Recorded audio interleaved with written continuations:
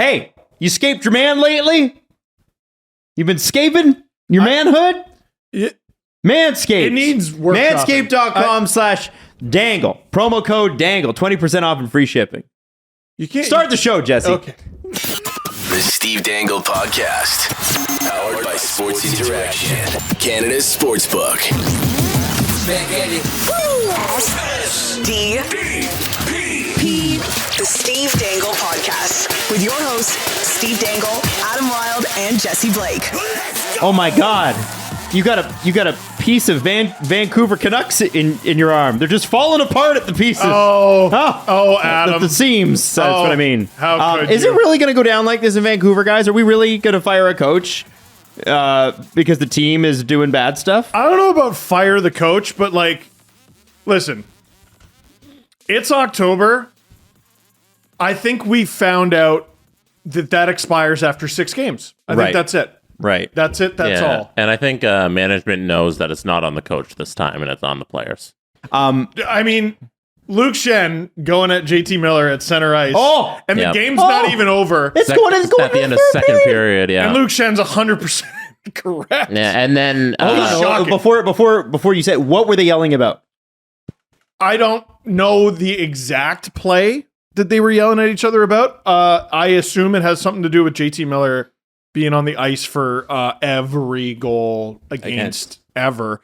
And, we've given the Jets crap because, Scheifele is not the greatest defensively. Wheeler's not the greatest defensively. JT Miller is absolutely shocking. He's absolutely shocking. And that contract, I don't think has even begun, that extension. Yeah, that they needed to sign, had to sign. It's to the point where, do they got to get rid of him? I know they talked to teams over the summer. Just because he signed doesn't mean that he can't be traded. Oh, of course. I think they signed him to trade him. It was just that they couldn't find trade value right now. Jesse, what were you going to say there? Because I was trying to get both of you had good points going at the same time. Yeah, are we getting into this? Are we starting with the Canucks? Oh, yeah. And I've got the quote from Horvat, if that's what you mean. No, Have you guys heard this quote? I was going for the quote for Jim Rutherford on the fucking after hours. Jimmy Ruth, let's go. A lot of people missed it because it was so late. Yeah, because it happened literally at 1 a.m, but some of us can't stop watching television. Some of us are a loser. We watch a lot of stupid hockey. I was up doing the LFR and I'm reading these quotes and I'm like, I feel like more people should be talking about this, but they're all asleep. So the problem here with the Vancouver Canucks is that they should have had a rebuild a couple years ago based on how the team is performing now. It seems to be true that they should have probably gotten rid of these older assets and started a rebuild. So they asked Jimmy Ruth, hey, what the hell? Where the hell is this rebuild? The fans want it. Let's go. Jimmy Rutherford said, I think people have to realize how long rebuilds are. You look at some of the teams that went through it, and we look at them now and how good they are now. But there were a lot of tough years. We may very well be in a rebuild in the direction that we're going. But ideally, we'd like to transition this team on the fly. We do have some core players, some young players that are really good. And these guys just need to keep working and try to work through this at this point. But we will continue to add younger players to this team and bring it together in the next year or so. Those are so many words. Can I compare and contrast this with something that should ring in your mind, especially if you're a Canucks fan, but anybody in the NHL? Imagine this is your captain on your team saying this. My jersey got your unsigned captain. Yeah. My jersey got thrown on the ice last year, and I'll never forget it for as long as I play, because somebody's jersey was obviously thrown on the ice this past game on Saturday. That's Bo Horvat said that. It's something that hits home. And when you see it happening this year, it definitely sucks. But I understand their frustration. We haven't given them much to cheer about. It's been a lot of years in rebuild stage. And at this point in the season, it just feels like it's never going to happen. Like we're never going to win again. So Rutherford gave you word salad. Horvat gave you direct. Not to bring him up again, but this is the second time Luke Shen has been on a team that hasn't won in any of their first 6 games. And this has It's his fault. Hey, at least he won a cup. No. I'm not saying it's his fault. And also Stanley Cup champion Luke Shen. Exactly. You're absolutely right. God, every former Leaf. Just anyway. Yep. I said 1-2 games ago that the Canucks are on track to be the 07 and fun Leafs. They're close. Now they have, 2 overtime losses? They do. Mhm. Okay, so they're already a bit better. Mhm. But No, 2 overtime losses, really? I don't know. They're either 0-4 and 2 or 0-5 and 1. Wow. 0-4 and 2. They're 0-4 and 2. 0-4 and 2. Dude, you're already so far behind the 8 ball. Like, here, let's talk about how important the standings are, or the early season points, because you talked about the gap. Mm-hmm. How far back of a playoff spot are the Canucks right now? Right now, so they sit in last in the Pacific. I think they're only 2 points out, aren't they? They have 2 points, and the Kings sit in 4th at 6 points. Yo, the Pacific stinks. Let me go to the wild card. Yeah. standings. Oh my god. Okay, so wild card. Wild let's card see. standings. The second wild card spot is the Kings at 6 points, and Vancouver has 2 points. So they're 4 points That's out. okay. You know what? Things aren't as bleak as I thought. They're fine. I thought there was gonna be like an 8-9 point gap. Not That's yet. wild. Not yet. And Chicago sits in a playoff spot, which is absolutely crazy. Well, but like, isn't Philly in a playoff spot? yeah, the Phillies started off just on fire. They're So- second the Metro. Before, in our season previews, we identified there were maybe 4 or 5 teams really genuinely trying to lose. And 2 of them are in a playoff spot right now. Right. The reason the Canucks should be concerned is the play on the ice. It's not just even the record on top of that. It's the effort that was given in the third period on Saturday, which Boudreau had to acknowledge to the media. That's how apparent the team effort in forechecking and playing defense and giving up on the game was. So And firing Boudreau is not going to fix that. Well, No. And to add to that, they've been outscored 13-1 in third periods. Ooh, 13-1. You're not going to win. You're just not, like, flat out, you're not winning. Yeah, Right. you have a negative 12 goal differential in the third. Holy shit. So they asked him at the podium on Saturday, hey, it looked like your team quit in the third period. Boudreau says, I never like to use that word. Oh, there's no way we can catch up type of thing. And because they haven't had success yet, I mean, I would like to think that there wasn't anybody that was saying there, I don't care what happens now, I quit. But I just can't. I'll never accept that in my mind. So Boudreau said, you know what? I would never think that a player could quit. But he didn't say that his players definitely didn't quit in that third period. It was so bad. The Buffalo Sabres handed them their lunch early on, and it was over because their greatest defenseman in the history of the National Hockey League, Rasmus Dahlin, 5 plays goals. for the Buffalo Sabres. Dude. Record-setting greatest defenseman of all time, Rasmus Dahlin.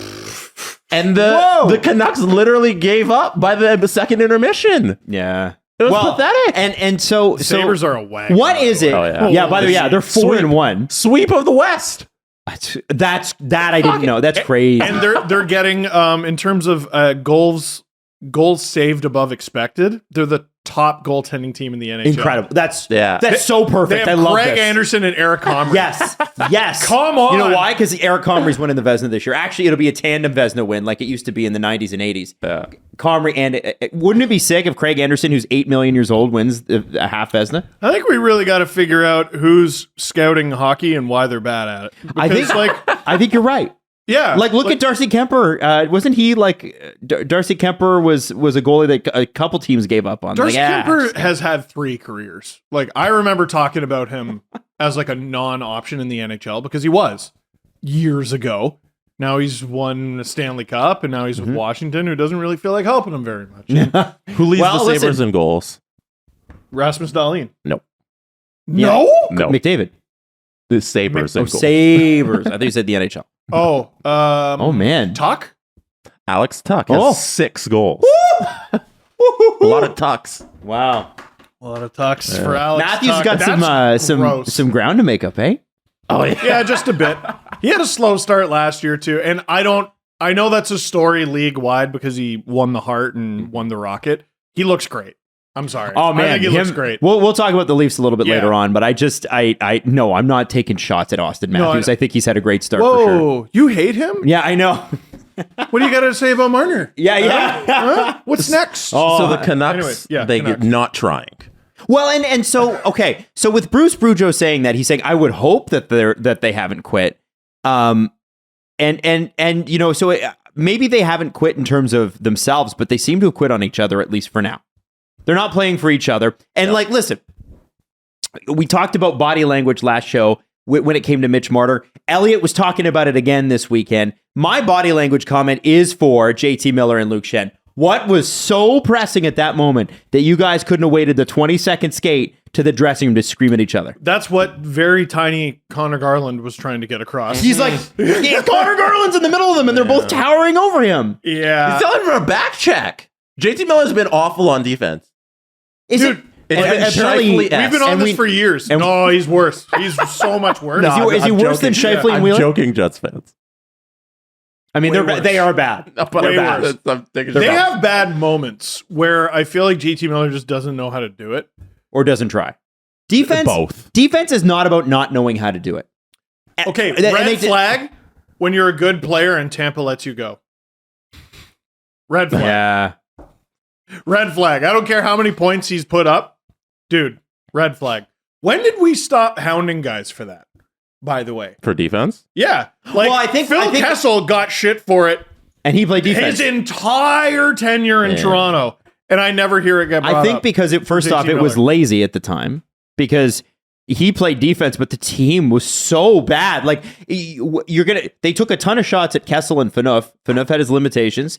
Kessel had his limitations, but their biggest limitation was that nobody else in the NHL probably would have been on a roster of a playoff bound team. Like their entire roster was bad. This is a team that played they played Jay McClement 15 minutes a night to 18 minutes a night regularly. They had Jared Smithson come in, and he was Jared Smithson in the Kessel era was like statistically one of the worst players to ever play for the Leafs. And no offense to him and his family, whatever. But he was Dave Steckel. Dude, like, think of the guys numbers, they had. Their numbers were atrocious. They're atrocious. And the reason we're bringing these names up is I look at the Canucks roster and I go, it's a good roster. It's at very least fine.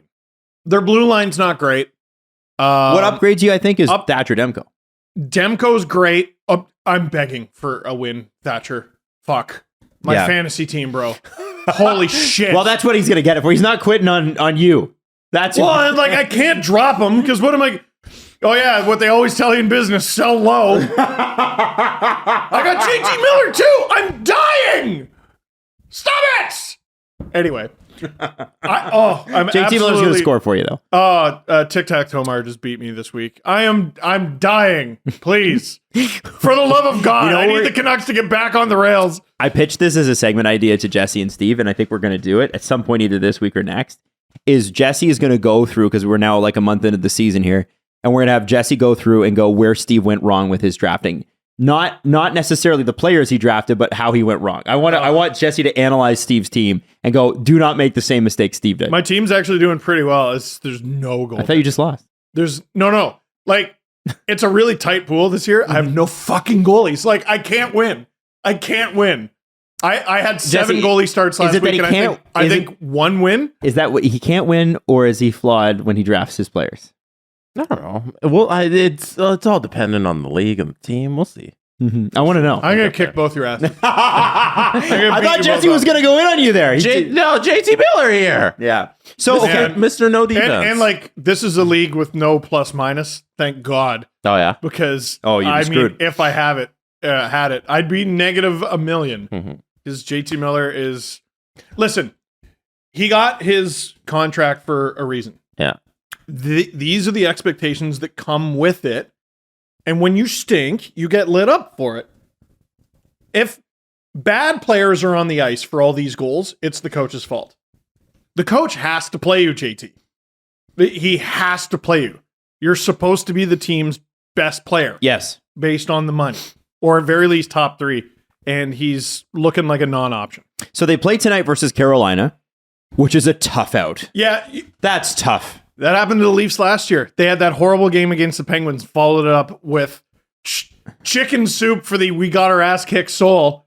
You play the Hurricanes. I think 5-2 is potentially on the horizon here. The Hurricanes. Or this is how you win in a game that doesn't make any fucking sense. The Hurricanes are 3-1-1 this year in 5 games. So, and I don't know if you saw, did you see Brent Burns get hit in the face with the cross check? No. Oh yeah, this past weekend it was. Who the hell was that? They I must have forget been who- reaching pretty high. So they were. I forget who it was. It was a pretty notable player as well. Cross-checked him right in the face, and Brent Burns just goes to the bench. Typical Brent Burns, right? Takes a water bottle, just sprays his bloody lips off, and it goes all down his shirt.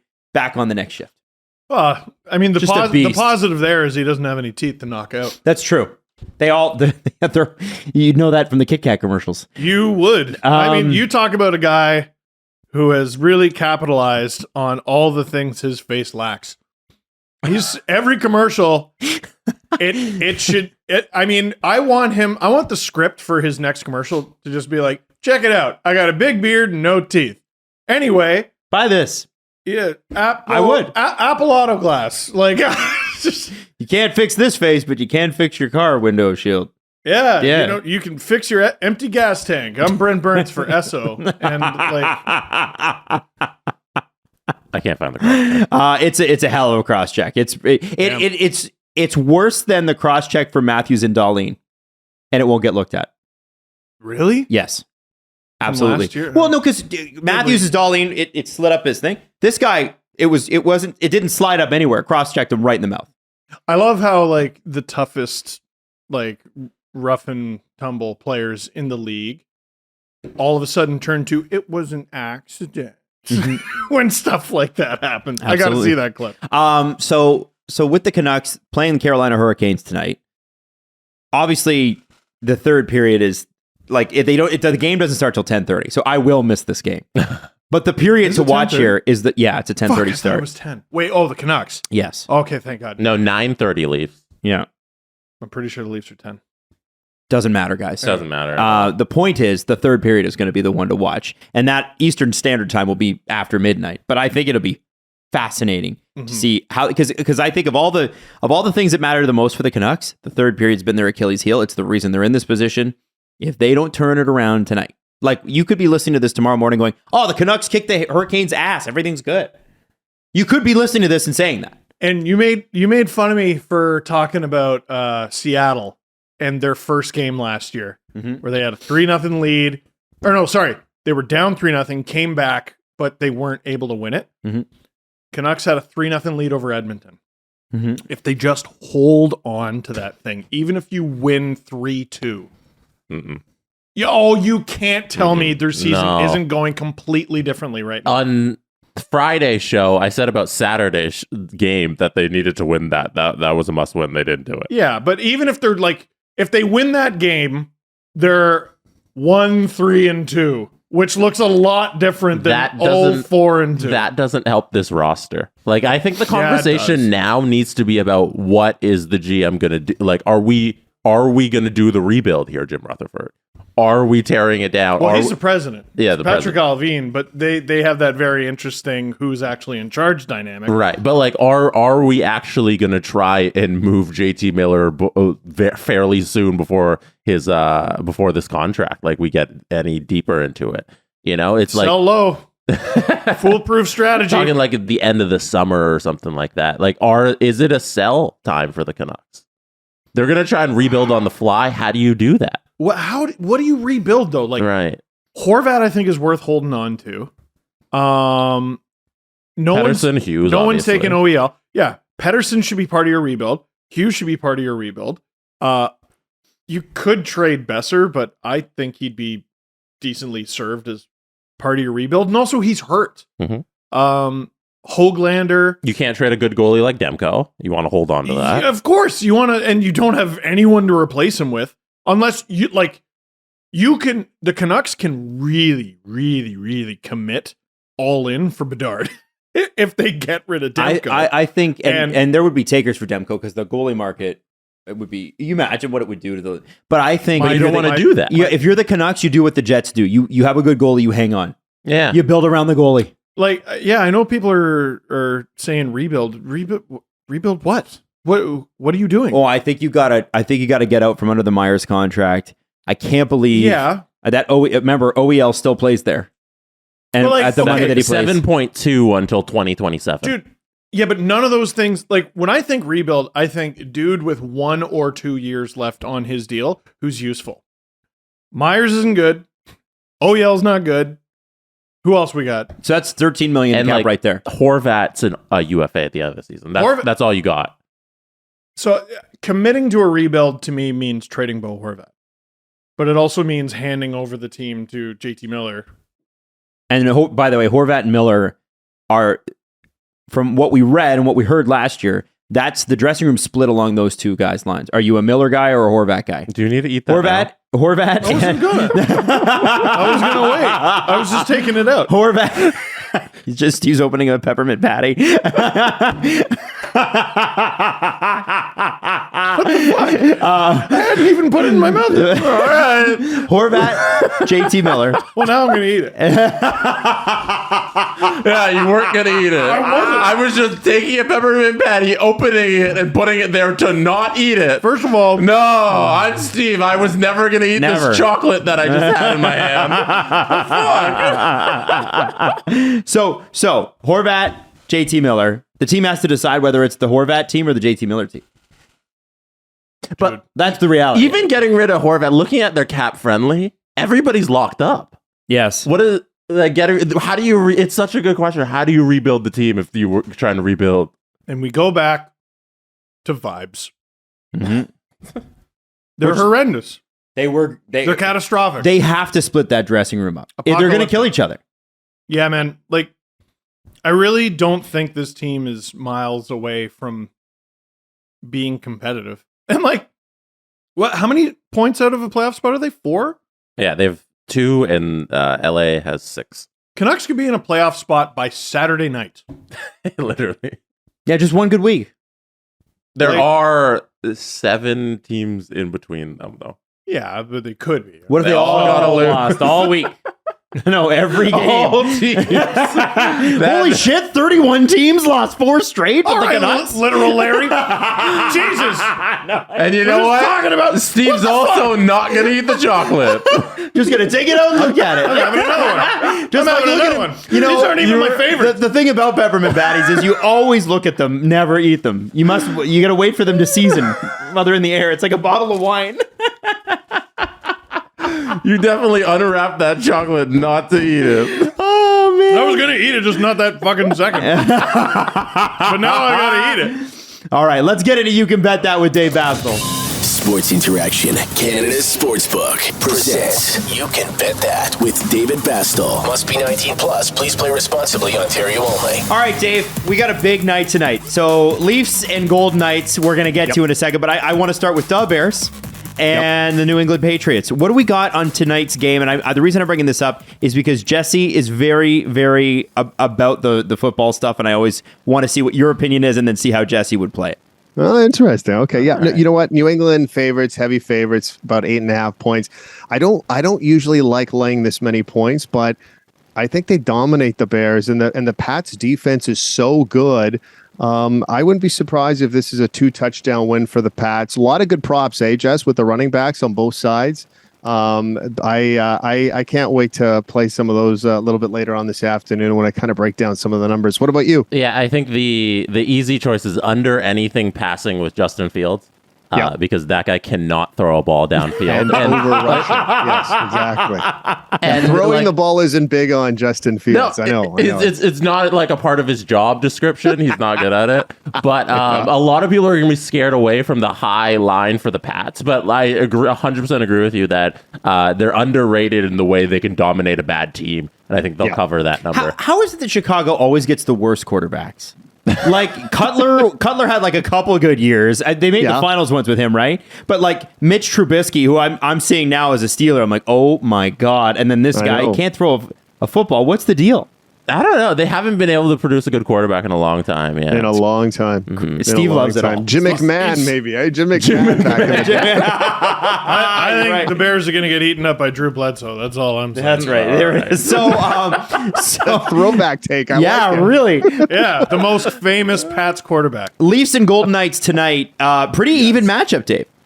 Pretty even matchup. The Leafs, slight favorites on the road. And you know what? This doesn't really happen too often when teams go to Vegas. Now, this Vegas team is obviously a lot different than some of the Vegas teams we've seen in the last couple of years. So Leafs opening up as 1-8-1 on the road on the money line, and Vegas just a little bit over 2. So, and also, by the way, I've added this. I don't have confirmation yet, but I'm going to say by the time people watch this, this will be on the site for sure.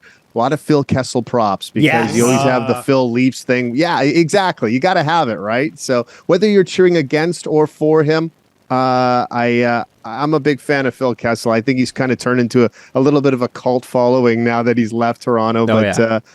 It's going to be there on the site. Definitely check that out. Do I take anytime point or anytime goal for Phil Kessel? See, this is my thing because I have a couple Golden Knights on my fantasy team as well. Like, I want the over in this game. I mean, yeah. Why would you bet against Phil, Jesse? Especially against the Leafs. Former Leafs against Leafs, always bet the goal. Yeah, It's man.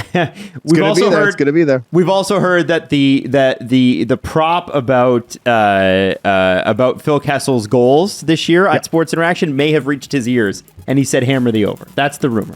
Yeah, he was not happy. Well, that's what we've heard. Anyway, Dave, thanks so much. You go to sportsinteraction.com/SDPN to sign up. We will see you on Friday, sir. Hey, and thanks for not bringing up Saturday. Oh, I'm sorry. And now a word from our sponsor, BetterHelp. Now, we talk about mental health a lot. It's extremely important when it comes to sports. You talk about sports by psychologists and that sort of thing, but, it's like going to the gym for your brain, right? Something that's extremely important. And the thing about BetterHelp that we love so much is if you're inspired to try therapy, if you finally got to the point where you're like, I think I need it, honestly, if you just feel like you need somebody to talk to, BetterHelp's amazing. You can get matched with somebody in like 48 hours. It's convenient, it's accessible, it's entirely online, and it's affordable. And honestly, you're just filling out a brief survey, and you can switch therapists at any time. And this is the thing. Some people are comfortable with phone calls. Some people are comfortable with video. Some people are only comfortable via text. BetterHelp offers all of that. So when you're ready to feel at the top of your mental health game, therapy can get you there. Visit betterhelp.com/SDP to get 10% off your first month. That's betterhelp.com/SDP. Our next sponsor is a pretty cool product. It's Athletic Greens. Jesse Blake, what do you like about Athletic Greens? It genuinely makes me feel good. I feel like you take a multivitamin, you're like, I peed out half those vitamins. With Athletic Greens, I take it and I'm like, oh, I actually feel like I have a little bit more energy. I feel like I'm a healthy guy now, and it genuinely makes me feel better. Well, why haven't you given me any? What? There's a way that you can get some. Steve, have you not listened to the ads? Yes. Go get your own with our promo. Can you explain? Well, hang on one sec. It's lifestyle friendly. Jesse, if Jesse was keto, if he was paleo, vegan, dairy-free, gluten-free, he could eat it all. He could have it. No problem. Right now, if you want to reclaim your health, like Steve does, I do. We want to hook you up. Athletic Greens is going to give you 1 free year supply of immune-supporting vitamin D. What do I have to do? And 5 free travel packs with your first purchase. I'm getting to that. How? All you need to do is go to athleticgreens.com/SDP. Thank you. Again, that is athleticgreens.com/SDP to take ownership of your health and pick up the ultimate in daily nutritional insurance. Thank you. I should mention that later on in the show, you're going to hear from brand new lead NBA correspondent for SDPN, Es Baraheni. Is coming into the studios. We're going to get to know Es a little bit better. But in the meantime, the Leafs win round 1 of the Scheifele Cup. That was a tasty game. It was. It was a fun game. There were some things that went the Leafs' way that should not have gone the Leafs' way. Yeah, man. Take your comeuppance. What do you mean? Take your comeuppance. My comeuppance? No, the fucking fourth line sucks. The fourth line did suck. All right, so I tweeted got the game-winning goal. I know. I tweeted the fourth line sucked. And then idiot. Intangibles. FTW. Fucking get fucked. Boo. Wayne Simmons pulling a 2015 Wayne Simmons. What did you say? Between the legs. What did you say? I said they were useless. I said it was like 2014 vibes. They were. Yo, Shelly Keefe wasn't even playing them. They were so bad. They were so bad. They had the fourth liniest fourth line game ever. Oh It was my awesome. God. Don't tell me that was good. That was dude, hockey. That was the most fun I had watching a Leafs game all season long. Yes, It was I the agree. best It was a of the great year. game. They weren't a part of it. they were hitting. They scored the game-winning goal. Okay. They were hitting everyone, intimidating everyone, getting hemmed in their own zone, Taking slashing calls. taking totally unnecessary penalties, both of them. Clifford with the hands? trip. 2 I think minutes it was into the game. 2 minutes into the game. Like, his first or second shift in the offensive zone. Yeah. Useless penalty. Oh, yeah. Absolutely useless. And then Simmons with Scheifele was entertaining, but you can't be taking that penalty, especially when your team is in the lead because of you, Wayne. But they also win the game. And it was They also won the game. Guys, they were completely hockey's ineffective. dumb in that those intangibles that they bring, it kind of felt like it mattered.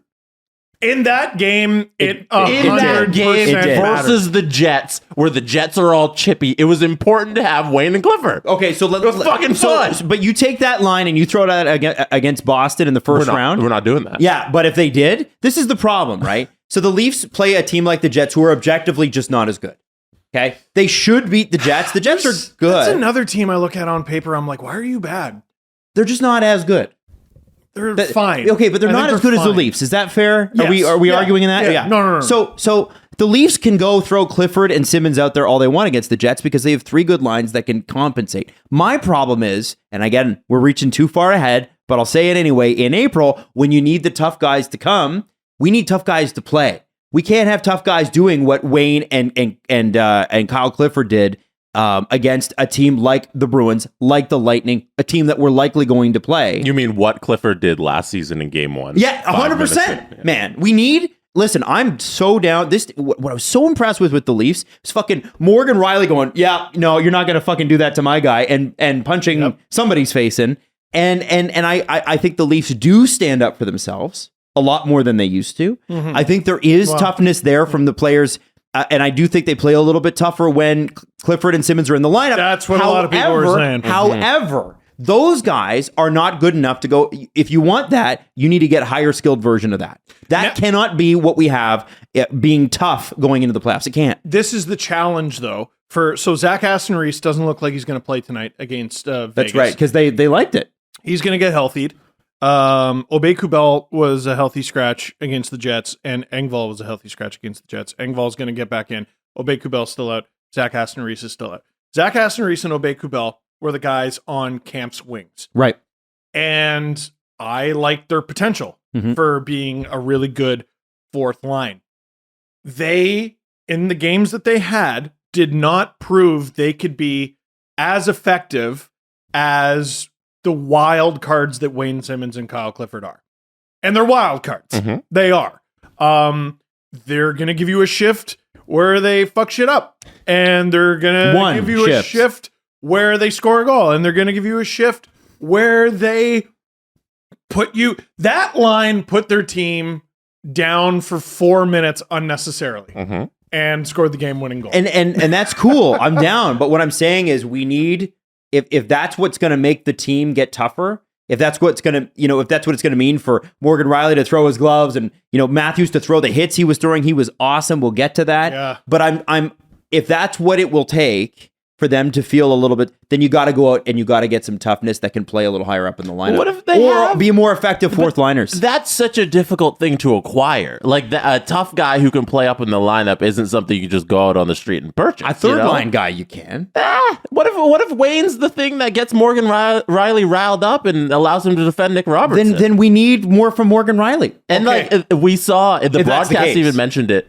They became unplayable when the game was close in the third period. Like they got benched for the last 7 minutes of the game. Yeah, because you they're couldn't trust them on the ice. You can't do that.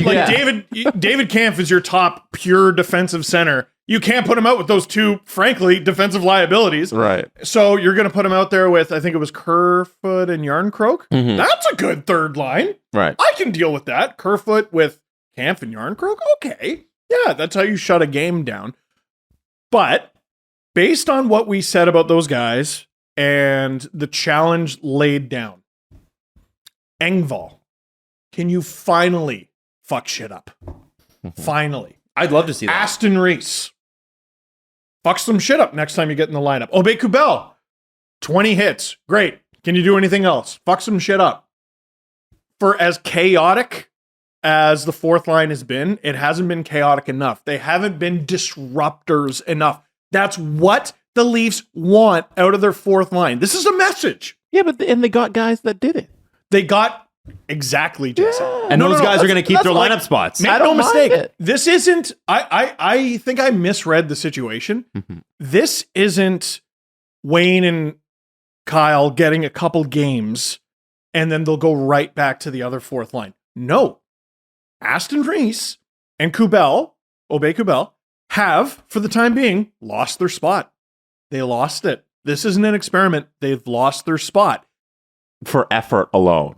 Are Not in terms of skill. Chaos. Not even Chaos. effort. Chaos. It's they. I think they were trying. They just weren't effective.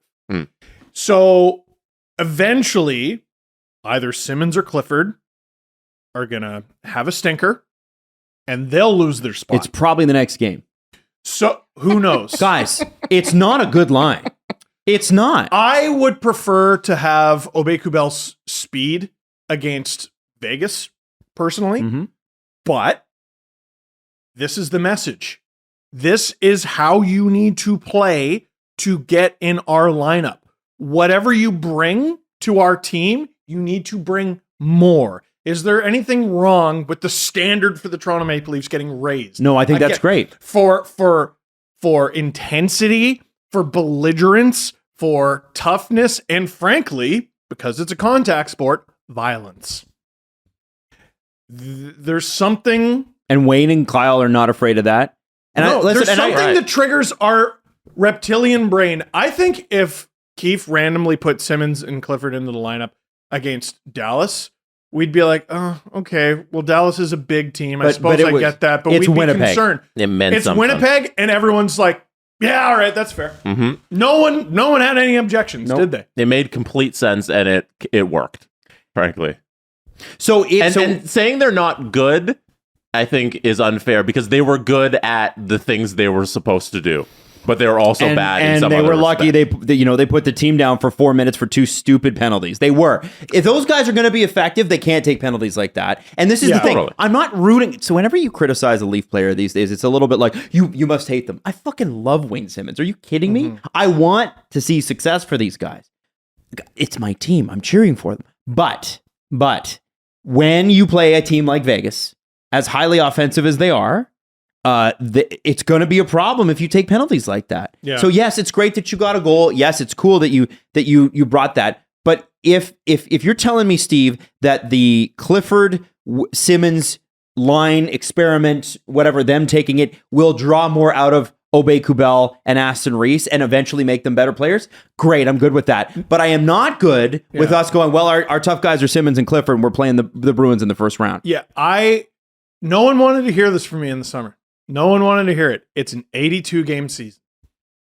And You're an 82-game season. Simmons would have been on the opening roster, not necessarily in the lineup, but he would have been on the opening roster had the waivers and cap situation been a little more tenable. That dude was on waivers. Both of them were, actually. But they 100% would have kept him as an extra exactly for this situation. Wasn't that nice? It was cool. Wasn't that good? I loved it. Felt great. It was the best game all year. And I agree with you. You probably shouldn't be playing every game. You should definitely be playing that game. I do a couple things I want to mention. When Marner had his head smashed into the board, and it was a pretty nasty. How the fuck isn't that a penalty? Well, so I think it was. Say that about 8 things. I agree. BX made a good point. He's like, well, if you don't call the Marner one, you can't call the Sandin one on Perfetti. They're both real And bad. the answer is call both. It makes sense to call neither. Call both. Call both. But I think Make at the up time calls. it would have been good. You know, the Leafs answered and they won the game. That's great. But it would have been good to see an answer right away on the Marner thing.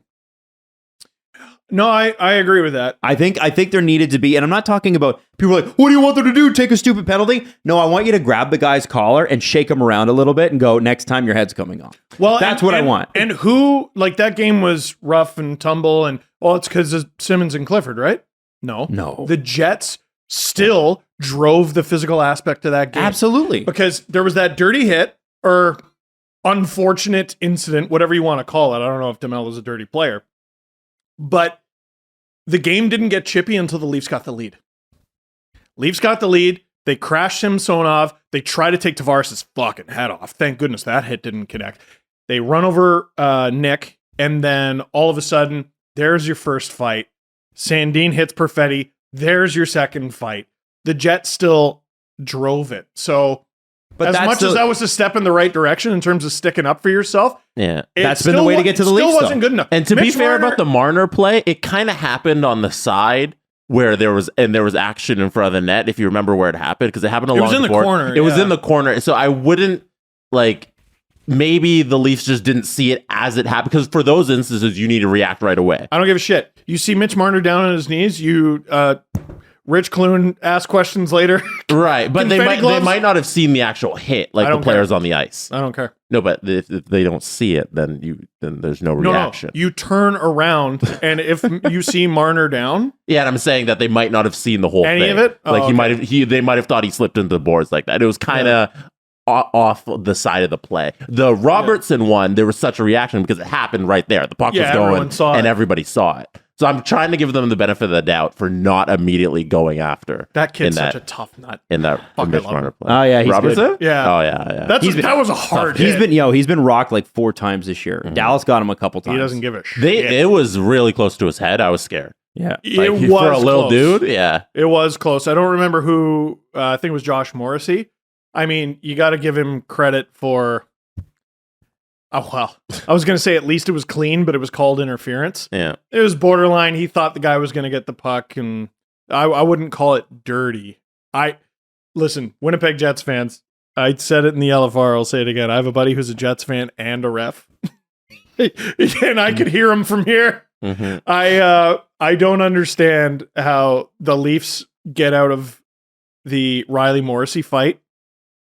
Not down a man with a power play. No, that was even strength. Oh, okay. And then after the Sandin thing, not only did the Leafs come out of it with a power play, but Sandin had a positive penalty differential. Yeah, Sandin was on the bench. Because he drew one. Yeah, dude, that was bad. It was bad refereeing. Yeah, it was. Yeah, well, and then Simmons hitting Scheifele late, and then Scheifele coming back and cross checking him, but Simmons getting the only penalty. There's a little payback, I guess. But it's late in the game. It was a little even up. It was early enough in the third that it should have made a difference, or could have made a difference, I should say. But it's just, it's not even just the calls were bad. It's the Leafs get their insurance marker on the ensuing power play. Do you remember when the ref kicked the puck to the Bruins player? Yes, I do. Yeah, I do remember the ref that. who kicked the puck to the Bruins player was one of the refs in that game. Was it Graham Skillett or Corey Savret? Corey. Yeah. So wow, you know the damn rep name. Scouting the ref. You need to keep track of that. Yeah, you're right. So this is a thing, before you get your point, this is a thing that's huge in English soccer, like soccer, football, or in the rest of the world. They track the referees, one for betting lines, because there's a lot of advantages there. Oh, and they know how the interesting. games go differently depending on what referee you have. And it's a thing that we're starting to pick up in North America. It's happening a lot in football in terms of flags that are being called, but it's kind of I know the NHL hates scouting the refs. And now people like Steve Dangle are up on it, and they're bringing up who's reffing. And there was a huge away team advantage with Corey that you mentioned in your LFR. That's bizarre. Right. So that's an anomaly that you keep track of, because you're like, okay, how's this game going to go? I'm trying to look it up. Here it is. So just for today, right? October 23rd, we got the Kraken at Blackhawks. Was that yesterday? Doesn't matter. Anyway, for the refs, they have how many games they've done this year. They have how many regular season games they had last year. They have career regular season games and playoffs. First NHL game, the date, birthplace, goals per game, power plays per game, penalties per game, penalty minutes per game, percentage of penalty for the home team. Holy shit. More penalty for the road. Home team win percentage, home team record, etc., etc. So, and this is why the Corey Savret thing was a big deal. So, just looking at the two refs for the Seattle-Chicago game, because they're the two guys at the top of the website. We have Justin St. Pierre and Steve Kazari. Well, Steve Kazari's been around forever. Justin St. Pierre has more games. Holy shit. Okay. So the home win percentage for Justin St. Pierre is 68%. That's high. That's high, right? For Steve Kazari, it's 57%. Which is more in line with where it probably should be. Because home teams do win more games. I mean, it's an 11% discrepancy. That's pretty ridiculous, right? Corey Severet's was 46. The home team has a losing record? Now, there are a number of factors that go into that. Maybe he officiated a bunch of games where the home team sucked. Oh my God! But how many games has he done for to have a 46%? It should come out in the wash. You should be at least like low 50s. You know what I mean? On either side. I thought that was interesting. So listen, I'm not necessarily criticizing those guys. I'm not saying the home team should have a better record or you should cater to the home team. I am, however, saying I want to bring up a comment, though. Yeah. On Hockey Night in Canada, if I'm not mistaken, Kevin Bieksa actually said you can't criticize the refs. I didn't see that. Well, no. That was I believe in the second intermission or right after the game. This week. Yeah, and he said, well, you can't really criticize the refs. And I'm wondering, is it that they can't criticize the refs? Or is it that, well, refereeing is going to change from game to game, so you can't really criticize it because you got to leave no doubt and blah, blah, the old hockey out. What was the context? The context, I think it was, they were talking about, I believe, the Perfetti Sandin hit and the Morrissey Morgan Riley and the thing that led to that, and the Mitch Marner hit from behind, and underratedly Simmons bumping into his man before the game-winning goal. Yeah, I thought that was just two guys colliding, but I understand why the Jets were upset for sure, yeah. Especially because that penalty's been called against the Leafs before. Well, so all that to say, like I was like, and I've heard people on that broadcast backtrack any sort of criticism against the refs too. And I'm just, is it, because like fans aren't stupid, right? We can see this, but you don't see it a lot on the broadcast about you don't see a lot of, and Jesse brought it up, like they're talking about it in English soccer. You don't see a lot of any discussion about the refs at all. Ironically, I was trying to calm things down because Leaf fans were dreading Graham Skilleter being an official because Graham Skilleter, I want to say, had one, maybe two particularly bad games with the Leafs, and Sheldon Keefe said, "Fuck you, Graham," and he got fined for it. Remember that? I do remember that. Which, yeah, you can't just say "fuck you" to the ref and then use their name because, like, listen, you can scream at the ref, you can have heated discussions. That's quite personal, so I don't have a problem with Keefe in that regard, but like Leaf fans are like, oh man, it's an automatic loss. Like, no, the Leafs have a winning record for the last like 3 or 4 years running. And I know this because of Scouting the Refs, amazing website. They're not paying me to say this, but they should. They have a winning record with this guy for the last several years running. And they probably should because they've been one of the best regular season teams over that stretch. And if they had a losing record with him, that would be an anomaly. That would stand out. But they don't. They don't, guys. He's just another guy. Relax. Stop picking on Graham. Fuck you, Graham. Yeah, not Graham. actually, though. Okay. I want to move on to a couple other things before we bring on S here. So it's important that we get through these next few. Tavares, absolute beast this season. Love him. That tip was spectacular. I don't know what kind of kale smoothies he's drinking these days. But whatever it is, he got a lot of shit last year. Mm-hmm. And boy, I hope this continues. I know we're 7 games in. But he's looking like the Tavares who's kind of a pain in the ass. And by the way, against the Coyotes, he got his 900th career point. Mm-hmm. Nobody talked about it. Yeah. No, they did the GIF post on Leafs Twitter. It always happens in a losing effort, eh? It's like, Matthews gets 4 goals, Leafs lose. Like it was in a frenzied comeback effort, so I get that. Also 900. 1,000. 1,000. Okay. That's we'll talk about that. The last thing I want to hit before I go to the next thing. Ilya Samsonov, 936 save percentage. Now, do we expect it to stay there? No. But what is it that this goalie is doing right now that's leading to this? He makes the first save nearly every time. And against the Caps in his first game, there's a couple of those were dog shit. A couple of those goals were really bad. But against the Jets, he made the first save literally every single time, including the goal he actually gave up. So some goalies are better at redirecting rebounds than others. Mm-hmm. Other goalies are just taught make the save, figure out all the rest later. That was a criticism of James Reimer. He would make all these saves. He would face like 45 shots a game. And one of the criticisms is, well, yeah, because every shot on goal is actually 3, because he would bat it down and it would be there. What I always argued is, okay, so clear the goddamn rebound. Play to your goalie's strengths. You know he's going to make the first save. Be there to clear it. The reason the Leafs got scored on the first one is Pierre-Luc Dubois had 2 completely uncontested shots, including the rebound. Mm-hmm. For the rest of the game, the rebounds were there, but so were the Leafs. And they were there to clear it. And I think it's a good match so far. Well, that's a pretty simple directive, right? Defensively. Just clear the rebound. Just clear the rebound, guys. Play hard in front of your own net and get rid of the fucking puck. The one thing, it's not rocket science. The one thing I will say is I hope Samsonov stops handling the puck. About to bring that up. Please stop. He's got to stop doing that. Say the line. Say the line. If you're a goaltender, tend the goal. He is, in terms of goalies playing the puck, he's got to be bottom 10. No, he's so bad. In the whole NHL. Please fucking stop. Maybe NHL history. It's as the announcer, as Chris Cuthbert beautifully, he said, it's an adventure every time he touches the puck. It's an absolute adventure. And listen, you can be a good goalie while not being good at playing the puck. Pecorine. That dude might end up in the Hall of Fame. Miserable puck handler. Holy shit. Yeah. Anyway, that would be my only criticism of Samsonov. That backward save looked pretty cool, but it just didn't need to happen. What are you doing? So unnecessary. To stay in your fucking net. What are you doing? Oh my God. The Leafs have been there for, I wonder how many more goals against there would be if the Leafs hadn't had so many timely blocks.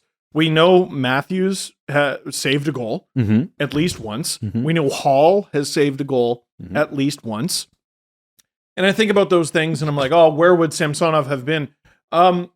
No, I think that's called a good hockey team. I was like, where are you going with this? That's called blocking shots. Where I'm going with it is those are committed. Help your fucking goal. That's what every team does. Yo, Vasilevsky doesn't play behind an ECHL team. Right. You know what I mean? The Lightning help him out. If Matthews is going to block a puck, then whoever the hell else you are on the team, you're blocking pucks now. The rest of you better. And they do. They do. Well, and that's what, but when you see the commitment at that level, your 60 goal scorer is doing it. Mm-hmm. It does make a difference. I know it's early in the season. You're starting to see the Leafs process come out, and they're trying to play a certain way, and that certain way is different from the way they have played. Mm-hmm. And there are going to be struggles there. I still don't excuse the Coyotes' loss. There was just a complete lack of effort there. But the way they're winning games is the way you need to win in the playoffs. Hooray. I want to throw this out there too. The Leafs are at a plus 1.1 goals saved above expected so far this year. As a team. That's even with the Murray first game in Shellgren. Washington is a full 7 games behind them, and they're not. Russian Machine tweeted it. Yeah, sorry, 7 places behind them. They're only they're at 0.08. Sorry, 0.8. Big difference. But with the shocking one for me, at negative 8.8, the Minnesota Wild. Wow. What is this? Goal save above expectations. So they're goaltending. Yeah. Well, that's because of their first game. Didn't Fleury let in like 7 or something like that? They lost like 7-1 in the first game. It's a little skewed right now. Early season goalie stats are... that's why it's fun. Can we not have fun? No, I know. But I'm not debating. But guys, I'm just trying to have some fun. It's October. I don't know if that was a lot of fun. Don't you guys know that will not be the way it is in April? Duh. It's fun. Well, some context to the numbers would be nice. Sheldon played I think 12 games last year, but one of them he got murdered and it ruined his numbers last season. He was an 888. I promise you he wasn't that bad. But he got murdered. He did. That was a bad game. I remember that one. That one game. Okay, I want to ask you guys something.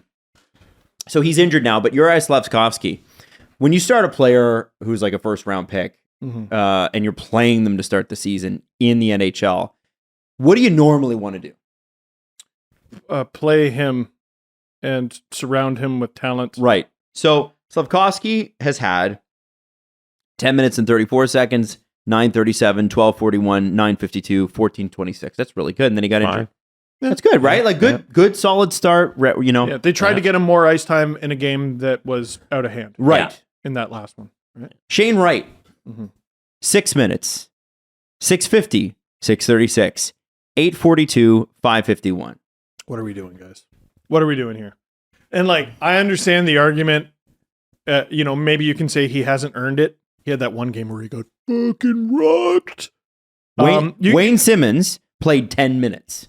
Yeah, man. For the Leafs. Yeah, well, Shane Wright played 6 One minutes. of them's an NHL player, and Shane Wright needs to go back. Or is Dave Haxtell just not good at this? Like, you got to give him a chance to play. No. Wright hasn't looked good. Are the Kraken just arbitrarily trying to get 9 free games out of a player before they send him back?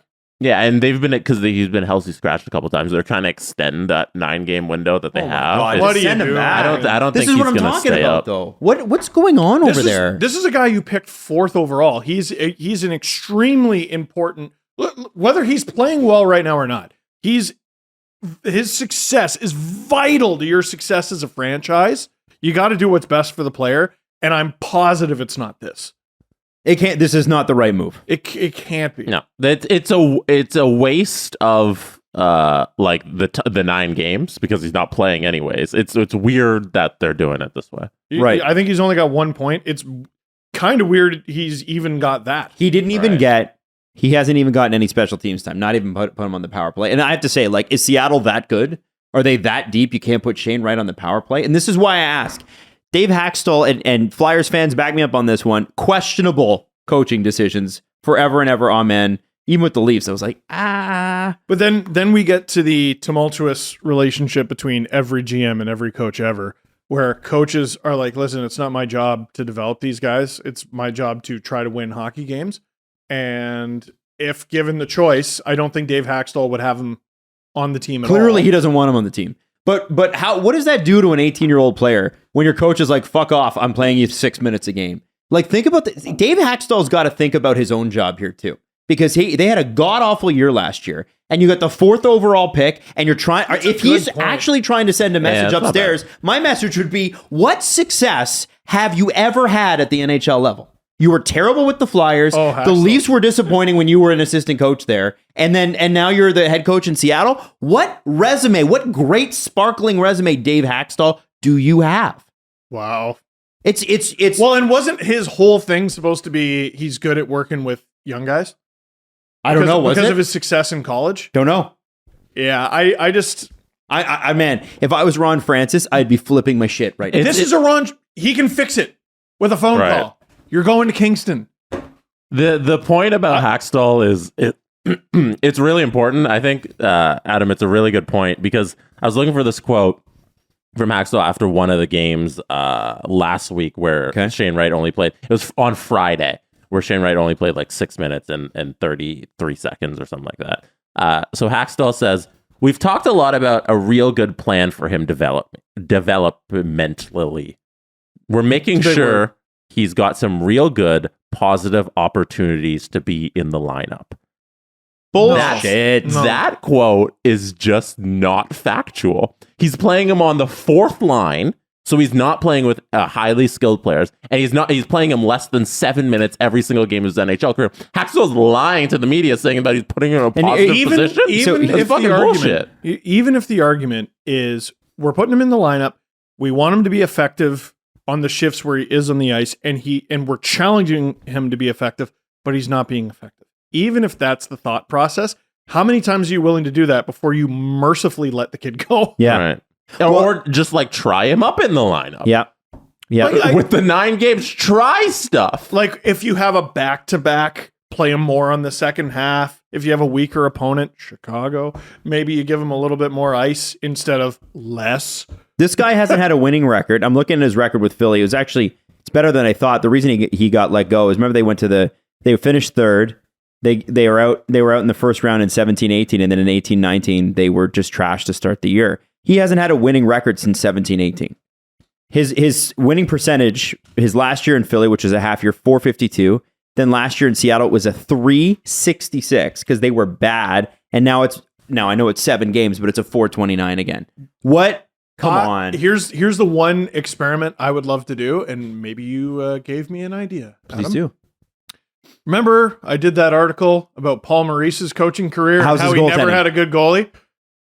Dave Haxtell, he had Carter Hart, but he didn't have good Carter Hart.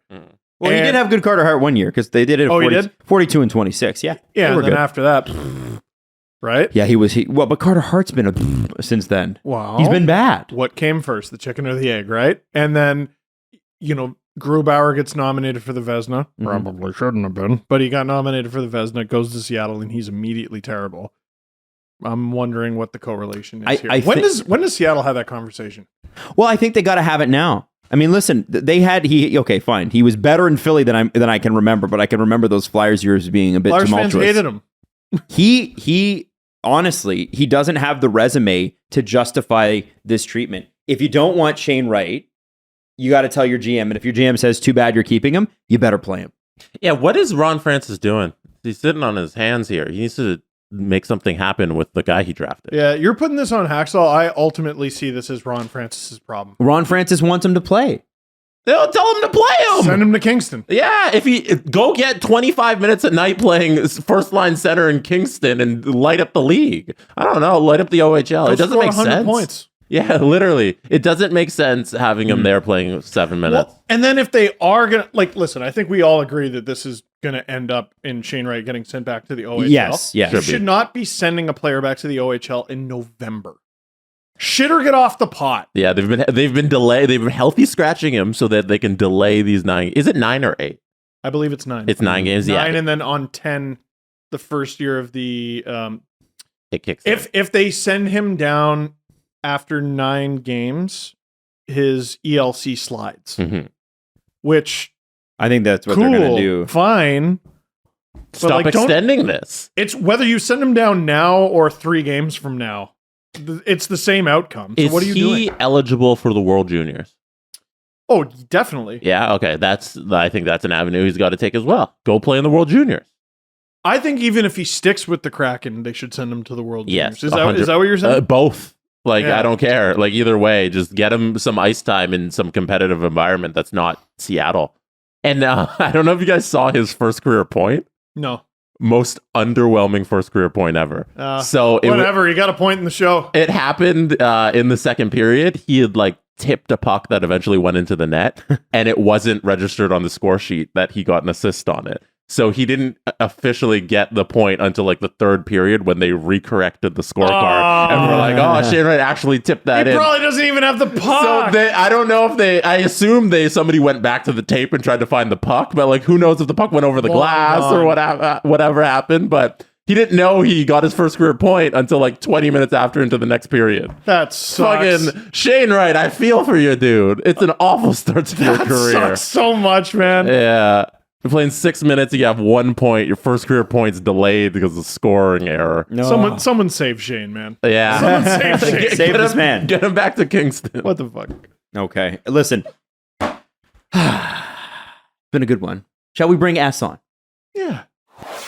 After years of fine print contracts and getting ripped off by big wireless providers, if we learned anything, it's that there's always a catch. So when we first heard about Mint Mobile offering premium wireless starting at $15 a month, we thought, what's the catch, right? Well, there isn't one. Mint Mobile's secret sauce is that they're the first company to sell wireless service online only. They cut the cost of retail stores and pass those sweet, sweet savings on to you. And listen, we've been using Mint Mobile. We love it. We want you to try it too. For anyone who hates their phone bill, Mint Mobile offers premium wireless for just $15 a month. Mint Mobile gives you the best rate whenever you're buying for yourself or your family. Families actually start at 2 lines. Here's what we need you to do. To get your new wireless plan for $15 a month and to get the plan shipped to your door for free, go to mintmobile.com/SDP. That's mintmobile.com/SDP. Cut your wireless bill to $15 a month at mintmobile.com/SDP. Not available in Canada. Mike Myers sure is scary, but the last thing you need is to be hairy this Halloween. Luckily, our friends at Manscaped launched their 4th generation performance package to make sure you get your pumpkins the ultimate carving experience on this spooky day. I like that. Turn your bite-sized treat into a king-size candy and join over 6 million men worldwide who trust Manscaped. Going to manscaped.com, 20% off and free shipping with the code Dangle. Who at Manscaped is screwing with us because they wrote it. Adam will read anything. Dave Manscaped. Dave Manscaped, the founder of Manscaped. Listen, DM. That's enough. Another product I'd like to show you that's a part of the Performance Package 4.0 is your body buffer. Oh, yeah? This is really important Buffs because your body? if you want to, well, because here's the thing, you use liquid soap or whatever, and you pour it on whatever. Buffs your buff body. This in the helps. buff? This helps you buff your body. It's antibacterial, food grade silicone. So the only thing you're going to be washing is yourself. Because sometimes with those fluffy things that soap gets caught in, loofahs, they get smelly, right? Yeah, beekeeper place. Basically, the bristles deliver an enhanced. They deliver an enhanced lather because Jesse is a man of culture, so am I. To help reduce ingrown hairs. It's better for your bits. It's ergonomic. It shines your pumpkin. Yeah, exactly. Thank you, Jesse. Now, if you want, I will not 20% off. Not say where do we go? And free shipping. Go to the code Dangle. 20% off free shipping. Manscaped.com. Check it out. Ball. Want to bet? You can do it at Sports Interaction, Canada's sportsbook. Football continues. World Series happening very soon. And of course, hockey season. You can bet pregame, live and play, or in one of our many prop bets, which Jesse is looking at right now. One of the many prop bets. Made for Canadians by Canadians. Sports Interaction is easy to deposit, play, and cash out. Join now and see all that sports betting has to offer. Head to sportsinteraction.com/SDPN. That's sportsinteraction.com/SDPN. Ontario only. 19 plus. Please play responsibly. These days, every new potential hire can feel like a high-stakes wager for your small business. You want to be 100% certain that you have access to the best qualified candidates available, and that's why you have to check in LinkedIn Jobs. LinkedIn Jobs helps find the right people for your team faster and for free. And we're actually, as a group, just getting into hiring people for the first time. It's difficult. It's a real... you would not believe how you're like, oh, wow, this is a heck of a lot harder than I thought. So LinkedIn Jobs makes it a lot easier. You add your job and the purple hashtag hiring frame to your LinkedIn profile to spread the word that you're hiring. There are simple tools like screening questions to make it easy to focus on candidates who have the right skills for a very specific job if you're looking for it, and experience as well. You can quickly prioritize people because that can be a challenge too, right? If you get a lot of applicants, good for you, but then who do you pick? How do you even begin to funnel that? So LinkedIn Jobs helps you find qualified candidates you want to talk to faster. Post your job for free at linkedin.com/SDP. That's linkedin.com/SDP to post your job for free. Terms and conditions apply. All right, and welcoming to the SDPN for the very first time, our lead NBA reporter, Es Baraheni. Dope. I like it. Well, I'm glad you made the trip to my house, man. Thanks for coming down. This is going to be weird. This is the first time we've met in person. Yeah. Any of us. Yeah. Although, we've interacted a couple times now, and obviously we've been on pods and things like that. But Zoom's not the same. No, it's not. You can't smell You're probably the person. like, oh, this guy's way shorter in person. You said about Jesse when you walked in. Yeah, look, he's 6'5". Yeah, literally everybody says that the first time they meet me, so I'm used to 6'5", it. right? About that. Yeah. Come on, man. I know it's not No fair. one does that when they meet me. They're just, holy shit! Sorry. Anyway, just give people an idea of what you're going to bring here, because there's so much. You're such a well-rounded person, and I think I can't wait for more people to get to know you, and you could do so many different things. So what are we going to expect?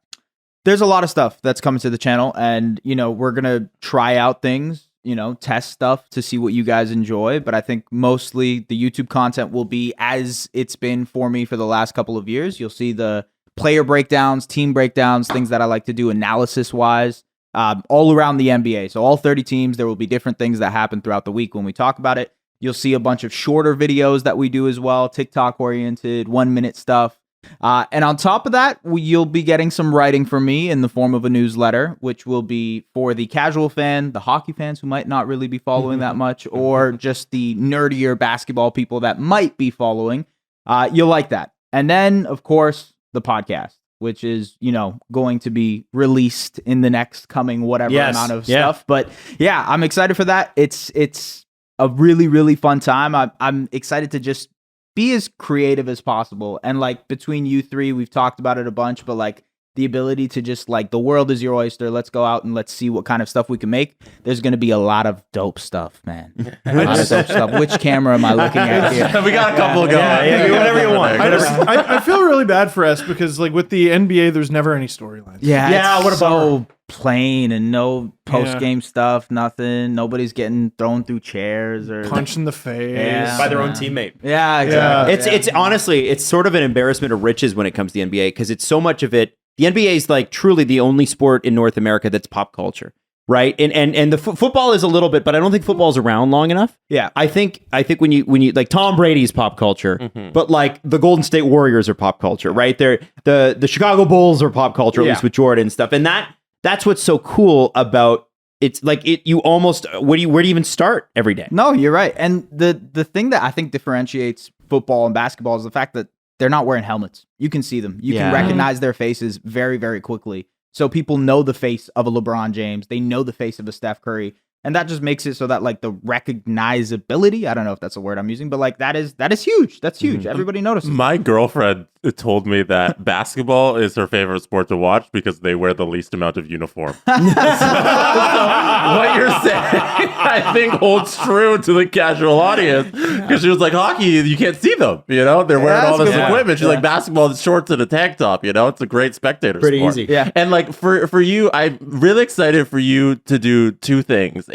It's one, give more education to like the hardcore fan because you do some really deep dive stuff. So you're going to give all that information to hardcore fans. But the second thing is bring in people who are like, I want to get into basketball. I want to get into the NBA and I don't really know where to start. And you're going to bring in that person who's not really the biggest NBA fan and turn them into a huge basketball fan. I'm really excited for your content to do that. That's the goal. And look, I'm just trying to have as much fun with it so that you, the audience, whoever is watching, can have fun with the sport as well. Basketball is a fun sport. Sports in general are meant to be fun, right? So that's... That wasn't even on purpose. There you go. There you go. Literally, yeah. So, look, it's true though. You know, You all laughed when I came up with that. And look at us now. yeah. Gets to the point. Yeah, It gets to the point. It does. It really does. Sports are fun, and I think basketball is very, very fun as well. So we'll get to it. Why basketball for you? Like, tell us a little bit about your story. Where'd you grow up? When did you follow? When did you know you wanted to do this? What was your backstory? Look, as long as I can remember, basketball has just been a part of my life. Playing it growing up, watching it, constantly just being enamored by it. All my friends when I was young, just kind of, you get into it, right? When you're a little kid, it's either hockey or it's baseball or it's basketball. And, for me, my group of friends was basketball. What's the first like Raptors? Because you are in with Raptors fans and you're going to be doing a lot of Raptors content. For sure. Too. But the thing with this network is we don't want there to be, obviously we're a Leafs focused show a little bit, but it's really an NHL show now. And I think there's that invisible line we call a border. We don't want this to feel like, oh, that's the Canadian version of it. We just want people to think that content's good. So what's your first like Raptors memory where you're like, okay, this is my team now? It's funny because they're also not the first team I knew when I started watching basketball. Okay. The first team I knew, I started watching basketball in like 2002, 2003. I was 7 or 8 years old, and the only team I knew was Kobe Bryant's Los Angeles Lakers. So I initially, followed the Lakers, and I was, enamored by that stuff. They were winning championships. they were amazing. Back then. Yeah, they were amazing. And then my mom's like, "Hey, do you want to go to a Raptors game or a Lakers game here in Toronto?" I'm like, "What? The Lakers are coming to Toronto?" Is there a team here? Yes, there is a team. Introduction right there. One of my first games was Lakers Raptors. Went there, and the rest is kind of history. Wow. Yeah. Amazing. Yeah. Amazing. Switch sides very quickly though. Yeah. You switched sides at a rough time though, like the late Bosch years. And I was about to Jose say, did you go to Calderon? the 81-point game or? No, I remember watching that though, because my mom's like, "Listen, please go the hell to bed. Like it's whatever amount of time." And I was like, "No, I can't, man. Kobe's doing something crazy." Well, listen, I think we're just so excited because you're such a warm guy. You're so smart on the basketball stuff too. Like, well, I remember I was listening to you on Jesse's show, the Jesse Blake Sports Report, the poorest named podcast in the business. And I was like, I know this is an inaugural episode. They hate the name. Yeah, the name sucks. No. But the podcast is really good. And what was interesting is Jesse recorded the show, did the show with you, didn't tell Steve or I, and was like, "Hey guys, I do a show now." And we're like, "Okay." And it was really great. And I remember listening to his interview with you because you were the first segment, I believe. Right. Yeah. And I learned so much just from that. You were talking about the Raptors playing positionless basketball and why Scotty Barnes was going to be, because it was pretty early on in his I don't think he was a rookie of the year contender it was at that close. point. Like it was like I think March, maybe It was around February, March, right? Yeah, it was fascinating. Yeah. So I think for the average fan like myself, who's like watching the highlights, not able to watch every game, I think it's going to be great. And we're looking for, the NBA is just a treasure trove. So we're excited to get into this with you, man. It's going to be great. Yeah, excited for it, man. And the social videos you're gonna do, I feel like if you're not following at SDPN Sports on like TikTok and Twitter and stuff, you're gonna be doing a lot of shorts to really explain the game in a like compact amount of time. Yeah, for sure. And by the way, this is not like a beginner's guide to the NBA. I just want everybody to be clear. Like you talk about converting fans for sure, but I know that like you make content for people who are hardcore. Some of the stuff you break down, I'm like, I could watch the NBA for the next 20 years. There's no way I'd catch any of that stuff. That's funny. Crazy stuff. It's funny because like I feel like I have so much to freaking learn too. Like it's always, I'm sure you guys know with hockey and pretty much any sports, like the more you find out about it, the more you have to end up learning. Yeah. When it comes to bridging the gap between like a casual fan or a person who may not be watching as much and a person who is a diehard, I think my job, this job that I'm kind of undertaking now is to be able to be like, okay, let me explain it to you, but also let me explain it to the nerds that are watching this as well. And you are a nerd. And I'm a nerd. You're a nerd for basketball. That's a good thing. He's a nerd for hockey. Yeah. Yeah. Well, like, I mean, I wouldn't consider myself a hardcore basketball fan. Yeah. But I love that stuff Right. because I feel like I am learning. So if I'll learn with you. Oh yeah. That's Yeah. cool. Yeah. It absolutely. sounds fun. Yeah. I'm excited for it, man. I'm Yeah. really jacked. And hopefully the Raptors have it. Do you think the Raptors are good this year, or are they like mid-pack team? They're good. They're good. The thing with the Raptors right now is they are at a very interesting spot in their quote unquote timeline because they have a bunch of these guys in a Pascal Siakam and a Fred VanVleet who are ready to win now. They're ready to be, part of a championship team. And then they have the young guys in the OG Anunobys, the Scotty Barnes, obviously, Precious Achiuwas, who are still trying to figure out who they are in the league. So it's kind of this in between of balancing what works and what doesn't. It's trial and error. Last year was a big trial period where they essentially, the Raptors said, we're not even going to help you. We're going to play every guy 40 minutes and let's see what they can do. They ended up getting the 5th seed. They got a first round exit against the Sixers. But this year, it's, okay, now let's see if we can help you guys get to the potential of what this team can be.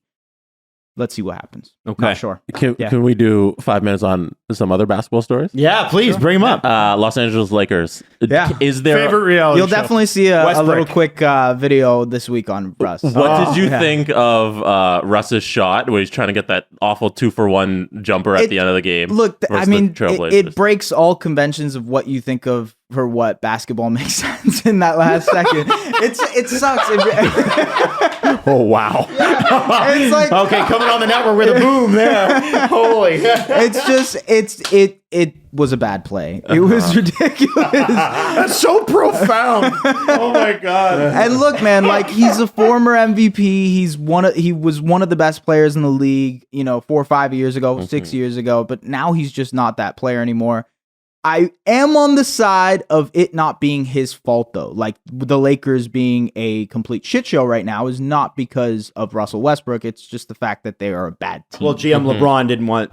He wanted it. Yeah. Oh, yeah. Yeah. Well, they had a deal and, from. and essentially gut everything to go and get. They should have made the deal with the Kings. Yeah. I forget. Go get Buddy Hield. Buddy Hield, who went to the Pacers, right? Yeah. And now they might end up still getting Buddy Hield, but it'll cost them those 2 first-round draft picks in 2027 and 2029. Is that the right move to just send the draft picks Look, to the moon? LeBron is 37 years old. He's in year 20. There's not going to be any other opportunity for him to win other than right now. Anthony Davis, you guys have watched Unbreakable, the Samuel Jackson and Bruce Willis movie. Yes. He's Yes. Mr. Glass. Okay, Yes. he is Mr. Yes. Glass. It is what it is, but he is Yeah. that guy. And Right. like, obviously, you want to get a healthy season out of him, so you need to go all in right now. Even if you think like you get even a marginal chance of getting better, you have to do Does that give them the perimeter shooting they need? yeah. Okay. Because Yeah. Buddy is one of the best shooters in the league. Miles Turner is one of the best, big men who can kind of spread the floor for you, and he's a good defender. So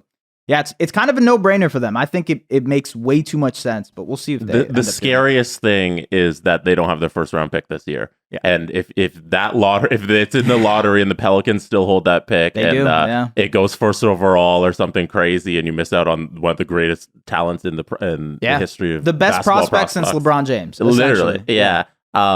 That's dangerous. So you have no choice but to try and get that draft pick to move down and try and go for the playoffs here, right? Yeah, you have to go all in because again, you end up going in the lottery. There's a chance the Pelicans are taking your pick. Actually, there's 100% chance that the Pelicans are taking your pick. Right. So you're kind of screwed either way. If you're the Lakers, you're in a hard spot, but that's why you have to go all in. That's why you have to invest in this team and try to at least win as many games as possible. That's the Lakers' way. You got to be able to do it. That's what they've been doing for a long time, right? Philly 0-3 start. What's They're wrong fine. with? They're fine. Yeah, we got a video on them coming up on Friday.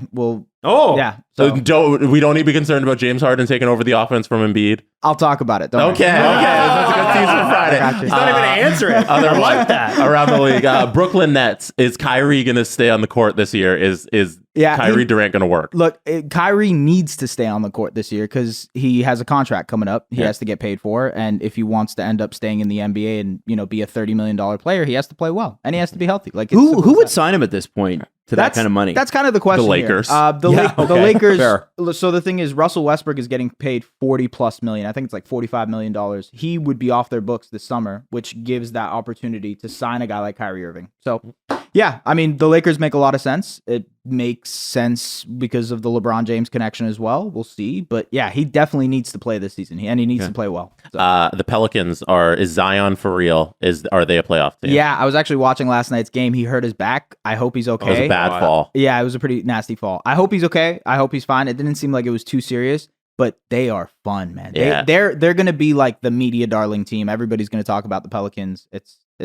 They're good. They're good? Yeah. Oh yeah. Okay. Oh, they're like they can win this year, right? If Zion is healthy. Essentially, that's all it depends on. Which he's never been. Yeah. We'll see, man. How many games has he played? In his career, half of the amount that he could have played. Yeah. Probably. He's been in the league 3-4 years now. 3. Yeah. Then he missed the entirety of year 2. Yeah. Last year. Yeah. Okay. He missed a chunk of year 2. Yeah. Let me ask my stupid text question in person. Talk to me. I have an opportunity to see Denver or OKC. I love this. Okay. I want to see a win. I want to see entertaining basketball. Yeah. What do I do? Okay, so OKC is Shai Gilgeous-Alexander. Yes. And the thing is, Toronto boy. So he's a Toronto native. He's going to get the hometown thing. He's probably going to play because he's coming to Toronto, but usually they rest that guy because they're trying to suck and go for Victor Wembanyama. So there's a chance there's a couple other guys are resting that game, and they end up, it's a blowout, it's a horrible game, and like the Raptors just destroy them. There's a potential for that. With the Nuggets, they're always good games. It's competitive, it's fun. They have a great way of guarding Jokic. OG Anunoby, who's like the most stout guy on the Raptors. 250 pounds or something? Big boy. OG's 250 pounds. When did that happen? Yeah, I know. Yeah, it jumped. I think last year it was like 232, so he's gained quite a lot of muscle. But yeah, it's an amazing game every single time the Nuggets face off against the Raptors. I would say the Nuggets, but I get it if you want to go for the easy route. Just a crush win. It's the easy route. Yeah. But nothing is guaranteed in sports. No, especially against Toronto teams. I actually want to ask another one if you have any more. No, keep going. Okay, so S, I've been dying to ask somebody who knows like the NBA really, really well. Let's rewind to July. Okay. Durant's up. Yeah. You are both Masai Ujiri and Bobby Webster. I know. I want to know, are you personally giving up Scotty Barnes? Because that's what it would. Are you giving up Scotty Barnes to get 3 years of Kevin Durant? No, I'm not. Okay, why? Because why? This guy's amazing. Why? Kevin Durant is, I don't know his age exactly. I think it's like 34 years old, something around that. But at the same time, he showed some signs of him regressing. Look, I'm not saying he's going to be fully regressed, but like he is 34 years old. The fact is, you are signing up for 3 years of Kevin Durant versus 9 years of Scotty Barnes, including contract extensions, max contract, whatever ends up happening over the next years. Contract control of Scotty Barnes for the next 9 years. That is huge because Scotty most likely will end up being a multi-time All-Star, probably an All-NBA type player. he may end up even not surpassing Kevin Durant. That's ridiculous to think of. Kevin Durant's a top 15 player all time, but he may end up becoming a Kevin Durant type of player in the sense that he'll be a superstar. So, yeah, there's no way I would do that. Okay. 10 years of control of one decade. player. Yeah, essentially a decade of I have control of this guy, and he could potentially be that championship type player for me for 10 years Right. versus 3 years with a guy who is getting older, who is showing some signs of like, hey, he might not be the same Kevin Durant we had, even a couple of years ago in 2019 before he tore that Achilles. So like, yeah, I would definitely not do it. Is there a Siakam, OG, Boucher package that you would give up for Durant? I don't think I would. You wouldn't gut the lineup. I would pretty much look like the thing is you need to have Siakam on the court with Durant to make it make sense, to make it a contender. It's just that like you're getting a guy like Kevin Durant to pair with Siakam, to pair with Fred VanVleet. So the idea would be, hey, like literally anything else, and it's possible, but for this, no. I will say though, the Raptors are reaching a pretty interesting point in their whole hierarchy timeline, whatever, because there's guys who are up for extension. There's guys who will be asking for more money than the Raptors can give them. And the Raptors will have to end up making decisions on trading those guys, consolidating, maybe going for Shai Gilgeous-Alexander, which is a guy that I've talked about a bunch. And that'd be nice. Yeah, he would complete the team in a very, very nice way. But it just depends. It's like what superstar is available next. The Raptors do have a really good package to send out there. I'm so damn excited for your show, bro. It's going to be good. Right. This is awesome. Yeah, man. Yeah, Like, this is this is gonna be awesome. You know what? And that's the thing, right? We want to create content that you just you plug it in your car, or you're watching it, whatever you're doing at home. Yeah. And it's just you go back and go, yes. Like I'm just gonna listen to my friends talk or whatever. And so we're thrilled that you said yes, man. Thank you so much for coming over to the network. We're pumped to have you. It's gonna be a really exciting season. So welcome, buddy. Appreciate you guys, man. Excited to do it. We're going to have a lot of cool stuff coming over the next couple of weeks, months, maybe years. Whatever. Definitely we'll see. years. Yeah, so we'll see, man. We'll see. It'll be fun. Jesse, before we go, you wanted to say a quick word about Easter Seals. Yeah, so I'm playing on Steve Dangle's team. I said like a couple weeks ago, I was like, donate all your money to Steve's team. And then Steve informed me that I also have to raise money in order to play. $750 is the minimum. So help get Jesse and Adam to $750. I set a goal of $1,000 and I haven't achieved it yet, but I had a fundraising idea and I want to get it done. So if you donate to my team, send me a screenshot on Twitter. Just send at me on Twitter, send me a screenshot of a donation to my team. The top 3 donations to my team, the most amount, I'm going to send you a Dangle Navy puck. Oh, So Robert Malloy, I shouldn't say I have an idea. It's Robert Malloy's idea to do this. He asked me over the weekend. He's like, "Do you have any pucks available? You can use them for a donation thing." And I was like, "Yeah, I think we have a handful in the studio." So I think I got 5 of them left. We're gonna send off 3. So the 3 top donations to my Easter Seals donation page, screenshot. I'm gonna send the top 3 donations. Dangle Navy puck. We got a couple left over. Let me hit that $1,000, and then send all your rest of your money to Steve. there you go. Help get everyone on my team to 750, then give me all the money. Yeah. Shout out Robert Malloy for that fantastic idea. That's a beautiful thing. All right, let's wrap it up, boys. This was a fun show. Boy, I'm really excited for Esh's show. Whenever we're able to get launched, very excited, Dude, so excited. I love hockey. I love basketball, though. The drama of it, he's the perfect guy. It'll be fantastic. So be on the lookout. We are casting now. I don't like that word. Casting? Yeah. The Steve Dangle Podcast. Powered by Sports Interaction, Canada's sportsbook. Follow the guys on Twitter at Steve_Dangle, at Adam WYLDE, and at Jesse Blake. Connection complete.